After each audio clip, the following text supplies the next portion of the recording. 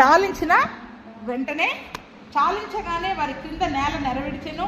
భూమి తన నోరు తెరిచి వారిని వారి కుటుంబములను కోరహు సంబంధులందరినీ వారి సమస్త సంపాద్యమును మృంగివేసెను. వారును వారి సంబంధులను పాతాళంలో ప్రాణముతో పాతాళంలో కూలిరి. భూమి వారిని మృంగివేసెను. వారి సమాజంలో ఉండకుండా నశించిరి. చూడండి, అనడం ఆలస్యము. భూమి ఏమైందంటండి? నేల నెరవేర్చింది. పెద్ద భూకంపం వచ్చేసేసింది. భూమి నోరు తెరిచిందంట. ఏం తెరిచిందంట అంటే మామూలుగా భూకంపం వచ్చి ఇలా వచ్చినట్టుగా కాకుండా అక్కడ ఏమొచ్చినట్టు రాస్తారు చూడండి.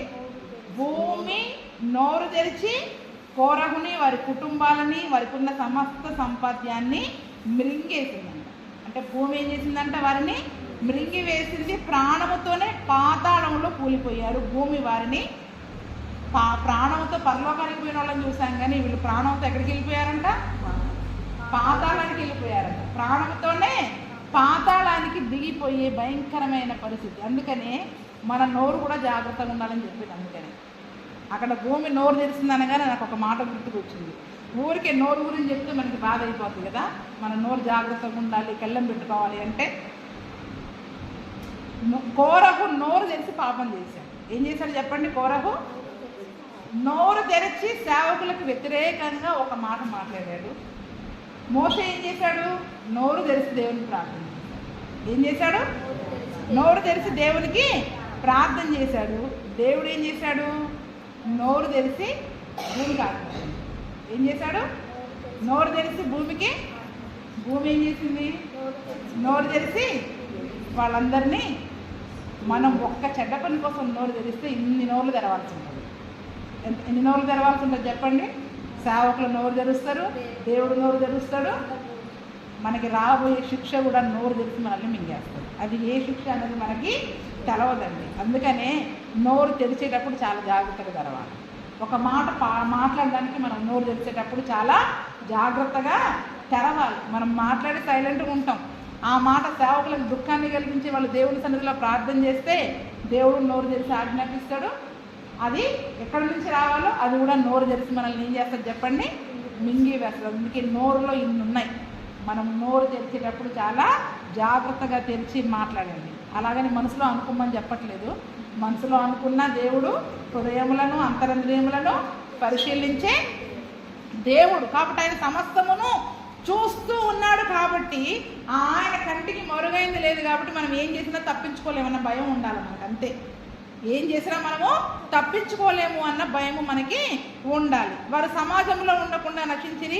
చుట్టూ ఉన్న ఇజ్రాయిలందరూ వారి ఘోష విని భూమి మనలను మృంగివేయనేమో అనుకొనుచు పారిపోయిరి. మరియు యెహోవా యొద్ద నుండి అగ్ని బయలుదేరి ధూపార్పణములు తెచ్చిన 250 మందిని కాల్చివేసింది. ఎప్పుడైతే భూమి వారి నోరు తెరిచి మింగేసిందో చుట్టుపక్కన ఉన్న వాళ్ళందరూ ఆ ఘోష విని మమ్మో మనల్ని కూడా ఈ భూమి మింగివేస్తుందేమో అనుకొని పారిపోయారంట. చూడండి అక్కడ నుంచి ఎట్లా పారిపోయారో వాళ్ళు. మరి ఈ 250 మంది ఉన్నారుగా, ఈ కోరహు మాట విని వచ్చిన వాళ్ళు ఉన్నారు కదా. ఇప్పుడు కోరహు, దాతాను, అబీరాము, ఓను ఈ 4 కుటుంబాల వాళ్ళని భూమి మింగేసింది. ఇప్పుడు వీళ్ళ మాటలు విని 250 మంది లేశారు కదా. వాళ్ళకి ఏం జరిగిందంట?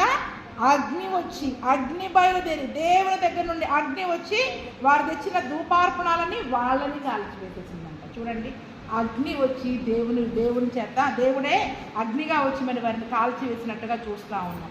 అప్పుడు యెహోవా మోషేకి ఇలా సెలవిచ్చిన, నువ్వు యాజకుడు అహరోను కుమారుడైన ఎలియాజరుతో ఇట్లనము, ఆ అగ్ని మధ్య నుండి ధూపార్తులను ఎత్తుము, అవి ప్రతిష్ఠితమైనవి. ఆ అగ్నిని దూరంగా చల్లుము. పాపము తీసుకున్న ప్రాణములకు ముప్పు తెచ్చుకున్న వీరి ధూపార్తులను తీసుకుని బలిపీఠమునకు కప్పుగా వెడల్పైన రేకులను చేయవలెను. వారు యెహోవా సన్నిధికి వాటిని తెచ్చినందున అవి ప్రతిష్ఠితమైనవి. అవి ఇజ్రాయేలులకు ఆనవాలుగా ఉండును. అహరోను సంతాన సంబంధి కాని అన్యుడెవడు యెహోవా సన్నిధిని ధూపము అర్పింప సమీపించి కోరహు వలెను అతని సమాజము వలెను కాకుండానట్లు ఇజ్రాయేలులకు జ్ఞాపక సూచనగా ఉండుటకై యాజకుడైన ఎలియాజరు కాల్చబడిన వారు అర్పించిన ఇతర ధూపార్తులను తీసి యెహోవా మోషే ద్వారా తనతో చెప్పినట్లు వాటితో బలిపీఠమునకు కప్పుగా వెడల్పైన రేకులను చేపించారు. ఎందుకంటే దేవుని మందిరానికి తెచ్చిన ప్రతిదీ కూడా ప్రతిష్ఠితమైంది. కాబట్టి 250 మందిని దేవుడు కాల్ చేశాడు.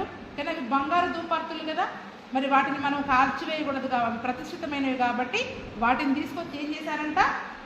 వెడల్పైన రేకుగా చేసి బలిపీఠంకి పైన కప్పుగా, ఇలాగా బలిపీఠంకి పైన కప్పుగా, ఆ కప్పును చూసిన ప్రతిసారి మనకి వాళ్ళకి ఏం గుర్తు వస్తుంది? అక్కడికి వచ్చిన వాళ్ళకి 250 తిరుగుబాటు చేసిన వాళ్ళ ప్రార్థనలు గుర్తుకొస్తూ ఉంటాయి. మా ప్రార్థనలు దేవుడు వింటడం, ధూపార్తిని పట్టుకుని వచ్చారు కదా అంటే అవి చూసినప్పుడల్లా తిరుగుబాటుతో దేవుని సన్నిధికి వచ్చి మనం ప్రార్థన చేస్తే చివరికి మన పరిస్థితి కూడా దేవుని యొక్క ఉగ్రతకి మనము లోనైతాము అని గుర్తుగా ఎప్పుడు ఆ యొక్క వెడల్పైన రేకులను చూడాలి. అందుకనే యాజకత్వం అనేది అహరోనుకు మాత్రమే ఇవ్వబడ్డది. అహరోను అతని కుమారుడు మాత్రమే చేయాలి. అతని యొక్క అన్నదమ్ముల పిల్లలలో ఎవ్వరు కూడా చేయడానికి వీళ్ళు ఒప్పుకోలేదు. మోషేనే ఒప్పుకోలేదు కదండి దేవుడు. అక్కడ అహరోను అతని కుమారుడు మాత్రమే ఆ యొక్క యాజకత్వాన్ని అక్కడ చేయాలని మరి దేవుడు అక్కడ, అంటే దేవుడు ఒక పని నిర్ణయిస్తే ఆ పనిని దేవుడు చెప్పింది మాత్రమే చేయాలి. దేవుడు చెప్పింది మాత్రమే అక్కడ మరి మనము చేయాలి. మరునాడు ఇజ్రాయేలీల సర్వ సమాజము మోషే అహరోనులకు విరోధముగా సణుగుచు మీరు యెహోవా ప్రజలను చంపుతారని చెప్పి సమాజము మోషే అహరోనులకు విరోధముగా, అక్కడ చచ్చిపోయినా కూడా మన వాళ్ళకి భయం రాట్లా.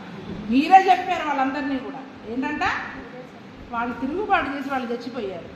అంటే సంఘంలో ఎవరికి ఏదైనా మళ్ళీ ఎవరి మీద కొత్త చెప్పండి, అది ప్రార్థన చేయొచ్చుగా వాళ్ళు బాగా అవ్వాలని. వాళ్ళని చంపకపోతే వాళ్ళ ప్రార్థన మనం ఆయన చచ్చిపోవాలని ఏమన్నా కోరుకున్నాడా మోషే? ఇది దేవుని ఉగ్రత వారి మీదకి వచ్చిందండి. అంటే చూడండి, ప్రతిదానికి ఎవరిని కారకులను చేస్తూ ఉంటారు. ఈరోజు చులకనైపోతున్నారు సేవకులు. అంటే ప్రతిదానికి వాళ్ళు, ప్రతిదానికి దశం భాగం అడిగినా కష్టమే, మీకు శిక్ష వస్తుందని గద్దించినా కష్టమే. మీరు అన్నారు కాబట్టే మాకు ఇలా జరిగింది అనకుండా ఉంటే జరగదు కదా. ఏంటంట అంటే మీరు చేసినా ఏం కాదు, కానీ మీరు అనుకుంటుంటే జరగదు కదా, మీరు అన్నారు కాబట్టి జరిగింది అని ప్రతిదానికి కూడా సేవకుల మీద పడి ఏడవడం అనేది ఆ రోజు నుంచి వస్తున్న సంగతి. కాబట్టి మీరే యెహోవా ప్రజలను చంపారని అందరూ మళ్ళీ విరోధంగా ఇంకో గుంపు కూడిందంట. యెహోవా ప్రత్యక్ష గుడారం వైపు చూడగా మేఘము దాన్ని కమ్మెను, యెహోవా మహిమ కనబడెను. మోషే అహరోనులు ప్రత్యక్ష గుడారం ఎదుటికి రాగా యెహోవా మీరు ఈ సమాజం మధ్య నుండి తొలగిపోడి క్షణములో నేను వారిని నశింపచేయుదునని మోషేకు సెలవీయగా వారు సాగిలా. చూడండి, మాటి మాటికి వారు దేవుని సన్నిధిలో వారిని నశింపకుండా ఉండాలనే సేవకులు ప్రార్థన చేస్తూ ఉన్నారు. కానీ వారు విరోధంగా మాట్లాడి వారు పాపాన్ని కూడా కట్టుకుంటే దానికి సేవకులు కూడా ఏం చేయలేదండి. అక్కడ ఆ 250 మంది విషయంలో మోషే ఏం చేయలేకపోయాడు, అహరోను ఏం చేయలేకపోయాడు. అక్కడ మోషే అహరోను కూడా అక్కడ ఏమీ చేయలేకపోయారు. అప్పుడు వెంటనే మోషే ఏమంటున్నాడట, నువ్వు ధూపార్తిని తీసుకొని ఆ బలిపీఠపు నిప్పులతో నింపి ధూపం వేసి వేగంగా సమాజం దగ్గరికి వెళ్ళి వారి నిమిత్తం ప్రాయచిత్తం చేయి. ఇప్పటికే ఇంతమంది చచ్చిపోయారు, ఇప్పటికైనా మళ్ళీ వీళ్ళు చావకుండా వెళ్ళి వారి కొరకు నువ్వు ప్రాయచిత్తం చేయమని యాజకుడైన అహరోనును పంపిస్తారంట. కోపము దేవుని దగ్గర నుండి బయలుదేరిందంట. తెగులు మొదలైపోయిందంట. వాళ్ళు ఏం మొదలైందంటండి, మొన్న కరోనా తెగులు వచ్చింది కదా, అటువంటి తెగుళ్ళే ఇవన్నీ కూడా. కానీ ఇవి ఇన్ని రకాల తెగుళ్ళు మనకు తెలవదు, కానీ బైబిల్లో చాలా ఉన్నాయి. అప్పటికప్పుడే తెగులు పుట్టి అప్పటికప్పుడు చచ్చిపోవడం. వాళ్ళు ఏంటంట అప్పటికప్పుడే. కొన్ని సార్లు మనం చూస్తుంటాం చైనాలో దేశాలలో రోడ్ల మీద ఎక్కడో అక్కడ ఇలా పడిపోయి చచ్చిపోతున్నారు.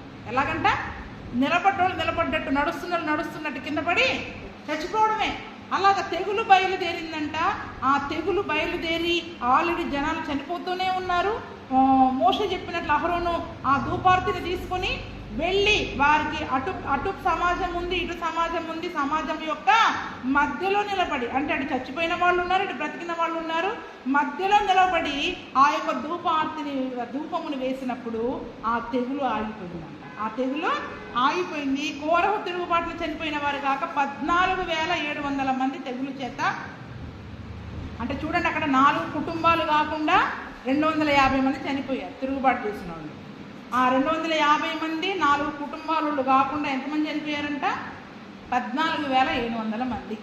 అంటే సుమారుగా తిరుగుబాటు చచ్చిపోయిన వాళ్ళు ఎంతమంది, 15,000 మంది అనుకుందాం సుమారుగా. అటు ఇటు ఒక 300 వేసుకున్నా కూడా వాళ్ళని మనం అటు 15,000 మంది ఒక్క రోజులోనే దేవునికి వ్యతిరేకముగా, సేవకులకు వ్యతిరేకముగా మరి తిరిగి వాళ్ళు చనిపోయినట్లుగా చూస్తూ ఉన్నాం. తెగులు ఆగినప్పుడు అహరోను ప్రత్యక్ష గుడారం యొక్క ద్వారం దగ్గర ఉన్న మోషే వద్దకు తిరిగి వచ్చినట్టుగా చూస్తూ ఉన్నాం. అంటే చూడండి, అందుకనే ఆత్మీయ యాత్రల్లో ఇజ్రాయేలు యొక్క ప్రయాణాలలో మరి జారుడు మెట్లు ఏంటంటే ఇవన్నీ కూడా జారుడు మెట్లు. నీళ్ళ కోసం సణిగారు, మాంసం కోసం సణిగారు, ఆహారం కోసం సణిగారు, ఆయాసం గురించి సణిగారు. ప్రతి చోట తబేరాలో అగ్ని వచ్చి వారిని దగించి వేసింది. కిబ్రోతు హత్తా వాళ్ళు దురాశ వలన చనిపోయారు. ఆ తర్వాత దేవునికి విరోధముగా మాట్లాడి దీనికి మీరన్నిటి మధ్యలో కూడా చదివాం కదా, మళ్ళీ మధ్యలో కణాల గురించి ఏడ్చారు కదా. అవిశ్వాసంతో మాట్లాడి ఏం చేశారు? అయ్యో అక్కడ వాళ్ళు బలవంతులుగా ఉన్నారు, మనం వెళ్ళలేమని దాని గురించి ఏడ్చి సగం మంది చెడ్డ సమాచారం చెప్పినోడు చచ్చిపోయారు.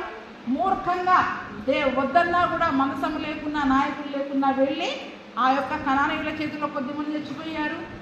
సేవకులకి విరోధముగా లేచి తిరుగుబాటు చేసి ఇక్కడ 15,000 మంది చనిపోయారు. అంటే చూడండి, ఆత్మీయ యాత్రలో టపా టపా టపా, విశ్వాస యాత్రలో మరి మన జారుడు మెట్లలో ఏ మెట్టు దగ్గర మనం ఉంటున్నాము, మనల్ని మనం పరీక్షించుకోవాలి. ఎందుకు అంటే మనకి చాలా ఆయాసాలు, దుఃఖాలు కలుగుతూనే ఉంటాయి. కానీ ఆ కలగడం వల్ల కలిగే శిక్ష ఏంటనేది కూడా మరి మనం చూసుకోవాలి. ఎందుకంటే ఏదైనా దేవుడు నియమించింది. అధికారము, నాయకత్వము, యాజకత్వము అనేది దేవుడు ఏర్పాటు చేసింది. దేవుని మాటలు వాళ్ళు పలుకుతారు కాబట్టి ఆ వాక్యానికి వారు మీరు లోపడాలి. మరి వారికి వ్యతిరేకముగా పోగయి ఆలోచించి నలుగురిని మీరు పోగు చేసేవారిగా గుంపుగా ఉన్నట్లయితే మరి ఆ కోరహు సంతానానికి ఎటువంటి శిక్ష, ఉగ్రత అనేది వచ్చిందో మరి అటువంటి శిక్షలో మనం పాలు పొందకుండా ప్రభువైన యేసుక్రీస్తు మనకందరికీ మరి మంచి మనస్సాక్షిని దయచేసి, విధేయతను దయచేసి మరి ఆ యొక్క కణాలలో ప్రవేశించేంత వరకు కూడా ఆయన మనల్ని నడిపించును గాక.